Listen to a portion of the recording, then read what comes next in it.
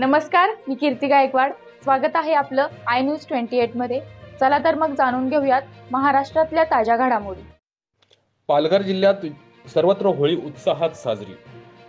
नवीन वर्षाच्या सुरुवातीला सणांची लगबग सुरू असताना होळीचा हा पवित्र सण, जिथे जळणाऱ्या अग्नीमध्ये निराशा, दारिद्र्य, आळस, दुष्टबुद्धी, कुकर्माचे दहन होऊन आयुष्यामध्ये आनंद, सुख, समाधान, आरोग्य, धन आणि शांती लाभो याची याचना करत सर्व धर्म समभावासह सर्व पालघर जिल्ह्यातील ग्रामीण व शहरी भागांमध्ये उत्साहात साजरा करण्यात आला।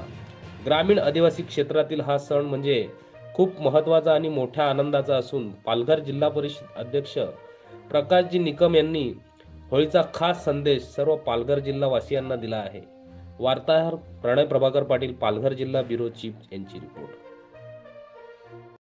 होळीच्या सणाच्या सर्व पालघरवासियांना माझ्याकडून शुभेच्छा देत असताना या होळीमध्ये दारिद्र्य, आळस, गरिबी यांचं निर्मूलन होण्यासाठी धन व्हावं आणि माझ्या या पालघर जिल्ह्याला चांगले सुखीचे दिवस यावं। आदिवासी समाजाचा दिवाळीपेक्षा पण होळीचा सण आमचा शिमगा खूप मोठा असतो आणि या शिमग्याच्या दिवशी, या होळीच्या दिवशी सर्व आमचा आदिवासी समाज कामावर गेलेला हा सगळं घरी येतो।